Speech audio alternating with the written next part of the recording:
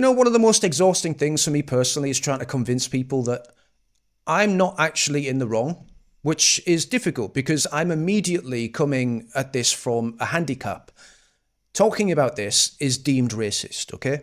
It's been deemed racist for decades now.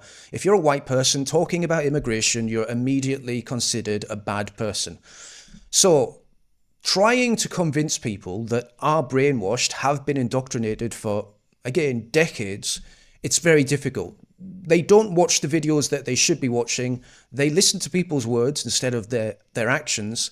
And when it comes to the conversation, the hard conversations, their ears closed, their eyes closed, but their mouths open while they call you a racist. It's a very difficult thing to engage with, okay? I understand that, but you have to engage with it. You really do. Otherwise, there's no future for you. That's it. Now, you might accept that and celebrate that, but there's millions upon millions of people in this country, I would say the vast majority, that don't want that future. So when I hear things like this, and I apologise in advance, it is Keir Starmer about to talk. Doing to politically, culturally, and let's go back to the beginning. As a brown person, I've never felt more unsafe in the country I was born in. Well, as a white person, I also feel the same. I grew up in the 1980s with a 95 to 98% white population, and since then it's dramatically declined against my will and against the majority of the UK population's will as well. And not only that, but knife crime, all sorts of sexual offences have skyrocketed to the point where it's commonplace now. If you go back into the 1980s and you look at the first week of November, I will guarantee that you won't see anything about knife crime or gun crime or sexual offences. But if you go into the first week of November now, that's all you see in the media and the news. And it's not because that's what they're suddenly reporting on. It's because it just didn't happen. So I agree with you. I feel unsafe in this country because of people like you. What are you doing to politically, culturally and emotionally bring the country together? This is so important because I think the political divide now is between what I call patriotic national renewal, which is... No, Keir Starmer, what he means by national renewal is the Browning of England. And when he says patriotic, he's trying to claim that. But this is a guy that hates the England flag. So how patriotic can you be if you despise your own people and your own flag? What this Labour government is doing, bringing people together, whether it's partnership working here. Which people? Because I've seen your speeches, Keir Starmer. The only people that you bring together are the people that despise the English. Or across the country, finding those points of connection. Or, and this is what I fear, the toxic division of Reform and others on the right in politics, where they're tearing our country apart. Again, I don't think that the right are tearing this country apart. I think the country is being torn apart by the people that you've invited into this country against our will that hate us. They hate us. And I'll show you examples of what that looks like. Rhetoric we're hearing, racist rhetoric, divisive rhetoric, that frankly I thought we'd dealt with decades ago, is returning to politics. And it makes people feel very scared. And we have to stand up to that racism, to that division. And we have to proudly say that to be British is to be concerned for others, is to be reasonable, is to be tolerant and compassionate, and we're proud of that. No, I'm not proud of being tolerant or compassionate anymore. That ship has sailed because, like you said, decades ago, we did solve that problem. I grew up not seeing race. I was told that throughout school, throughout my education. My parents said the same thing. We grew up with that ideal in our minds, and we acted on that. We were good, kind, compassionate people.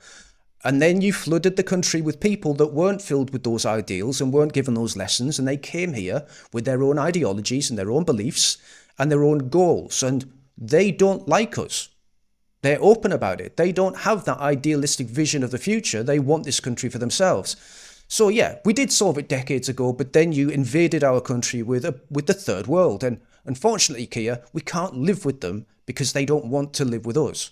This is, again, what they're saying when they're among themselves, talking to themselves about what they want this future to be moving forward.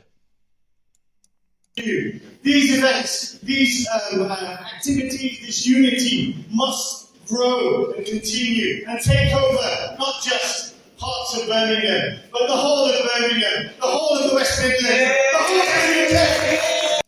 So he wants to take over Birmingham, the West Midlands, and the whole of the UK. Who do you think he's talking to there, Keir Starmer? Do you think he's talking to me as an Englishman? Or do you think he's talking to his own people? I have a feeling it's not me, you stupid cunt. Now, let's look at this one.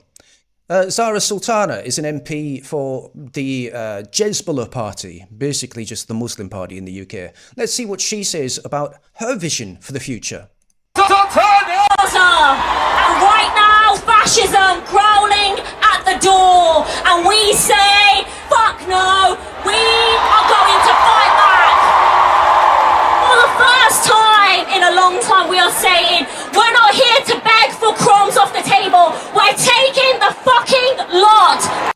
That's a great message. Thanks, Sultana. At least you're being honest. Anyway, look at this dozy twat in the crowd going, yeah, whoa, yeah. Cool, they're taking the lot. Well, I wonder what that means. I'm not going to think about it too much. Ice cream. Ice cream. Ice cream. I want ice cream. A kebab. Yeah. Pizza. Anyway, I'm sure she was, you know. Anyway, look at this person in the crowd. This is one of her audience members. Hey, yeah, we're taking the lot. I don't know what that means. Ice cream. Pizza. Burgers. Bacon. Oh, we're not allowed to say that, are you? And what about Bob Dylan? You know, we've all heard of this guy. What does he think?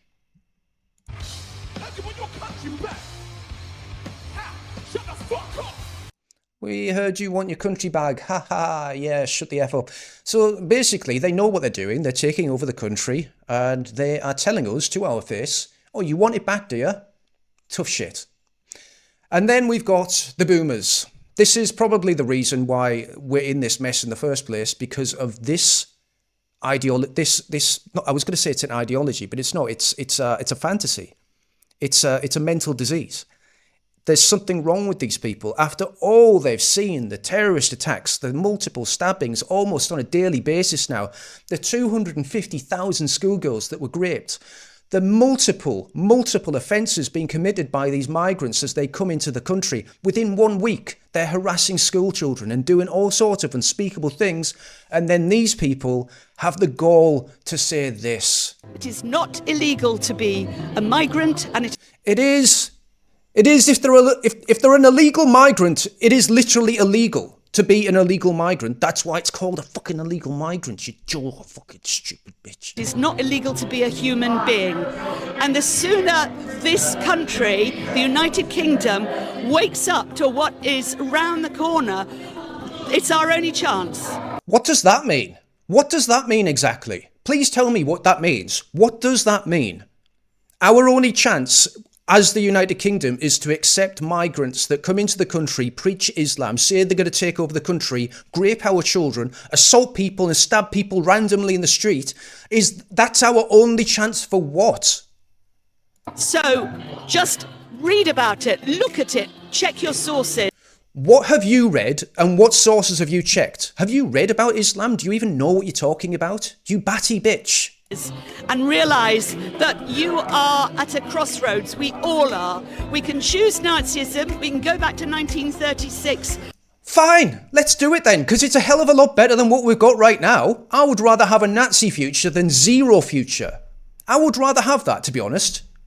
I don't want to be taken over and subjugated in my own country while being lectured to by people like you. Germany, or we can choose a path that brings us all together, that we are kind and compassionate, and that we support the vulnerable and the elderly and our children and the NHS workers without whom none of us would be around. A late Majesty would be turning in her grave. I think I sort of get what Starmer's trying to do, but I feel really angry that man just can, everybody has to kowtow to him. He's a criminal. That's why I'm here. I couldn't be in London, so I came here. He is a criminal. Oh, she's talking about Donald Trump. Oh. God, they can't think for themselves. Every single thing that came out of her mouth was some kind of buzz catchphrase or some kind of headline or some shit that someone else has said on the news that she's went, yes, okay, wow, yeah, tolerance, yeah, we've all got to be tolerant and accepting and understanding. Look at this, we're at a crossroads. What does that mean, right? You want to go back to Germany? Preferably, I'll be honest, yeah, right at this point, yeah, probably. Kind and compassionate. Well, we've just heard those other people say the opposite of that, right? Do you think they were being kind and compassionate? They were talking about taking over the country. Think of our children, right? The elderly. The elderly are getting attacked in the street. An elderly man was walking his dog the other day and got stabbed to death by someone from Afghanistan. Our children, right? Think about them. 250,000 of them got raped by Muslims. What are you talking about? NHS workers get attacked daily by migrants. Daily. In the ER, when they go out on emergency calls, they get attacked. What are you talking about? Her late Majesty, I don't give a fuck what she said. She had a chance to solve this and she's not here anymore and her son's a fucking retard. And Trump, right, who's talking about Trump? He's not in the UK, you batty stupid. Fucking hell, I'm pissed off now. These people are mental. These people are fucking crazy. We've got to get over this, guys. But there's no conversation with these people. I'm happy to sit down and talk to people. I'm happy to do it. Happy to have the conversation. If I'm wrong or I can't articulate my points of view, I will happily secede the argument. I'll be like, okay, yeah, you've got me there. You've got me. I don't know what to say about that. You might be right. I don't think she would ever do that. I don't think these people would ever be able to sit down and have a conversation with someone without just spewing out absolute propaganda and bullshit that they've heard from other people. They're not original thoughts. This is a woman that has been captured and indoctrinated, a literal fucking sheep. An NPC boomer. I can't be arsed with these people, guys. They're fucking crazy. There is no accepting diversity. There is no diversity because diversity is their strength. They're open about this. They are completely open about this. I'm so tired of having this conversation. No one watches these videos anyway because YouTube doesn't promote them. If you are watching this, wow, congratulations. You're one of the few people that actually get shown these videos. And I get it, right? People in the comments go, well, YouTube's promoted me. Yeah, you're probably a fucking member of the channel, aren't you?